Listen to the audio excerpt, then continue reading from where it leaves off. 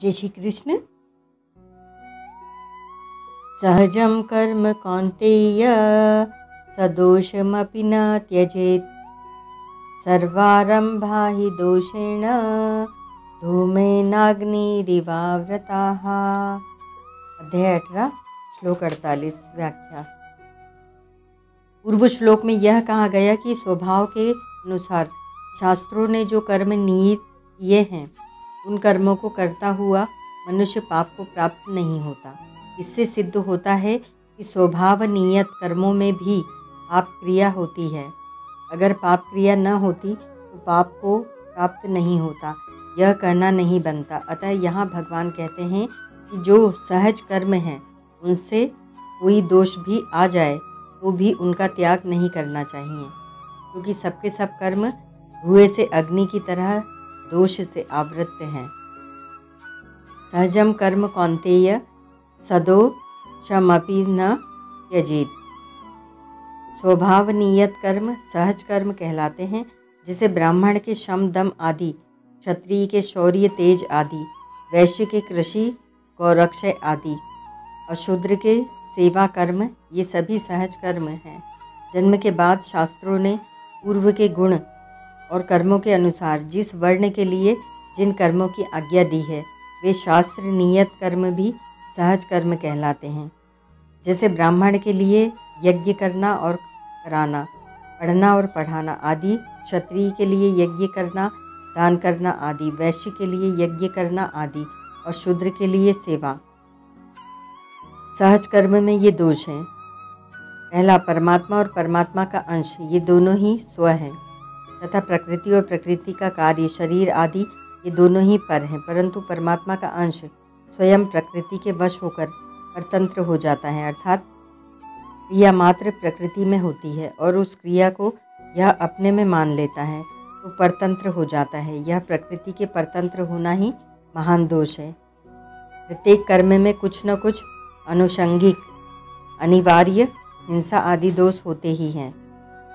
तीसरा, कोई भी कर्म किया जाए वह कर्म किसी के अनुकूल और किसी के प्रतिकूल होता ही है। किसी के प्रतिकूल होना भी दोष है।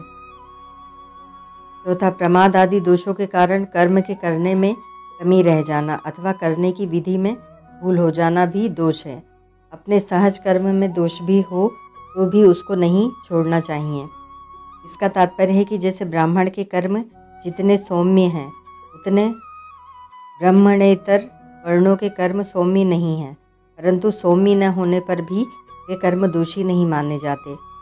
अर्थात ब्राह्मण के सहज कर्मों की अपेक्षा क्षत्रिय, वैश्य आदि के सहज कर्मों में गुणों की कमी होने पर भी उस कमी का दोष नहीं लगता और अनिवार्य हिंसा आदि भी नहीं लगते। प्रत्युत उनका पालन करने से लाभ होता है, कारण कि वे कर्म उनके स्वभाव के अनुकूल होने से करने में सुगम और शास्त्र विहित हैं।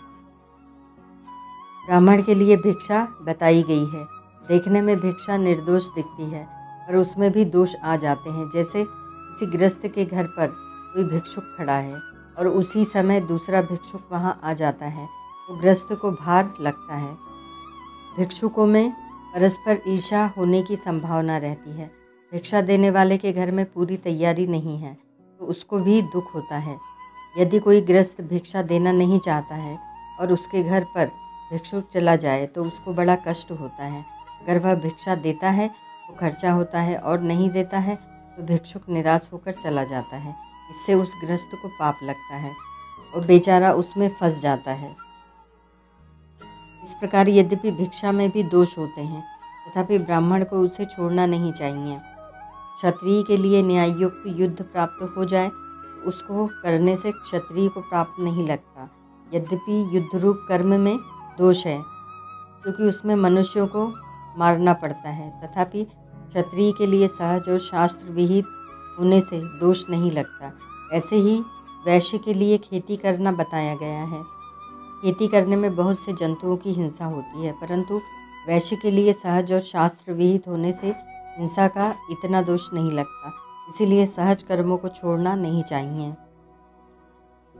सहज कर्मों को करने में दोष पाप नहीं लगता, यह बात ठीक है, परंतु इन साधारण सहज कर्मों से मुक्ति कैसे हो जाएगी? वास्तव में मुक्ति होने में सहज कर्म बाधक नहीं है। कामना, आसक्ति, स्वार्थ, अभिमान आदि से ही बंधन होता है और पाप भी इन कामना आदि के कारण से ही होते हैं। इसीलिए मनुष्य को निष्काम भाव पूर्वक भगवत प्रीत्यर्थ सहज कर्मों को करना चाहिए, तभी बंधन छूटेगा।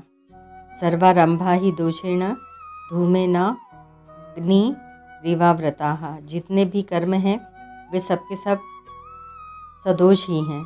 जैसे आग सुलगाई जाए तो आरंभ में धुआं होता ही है।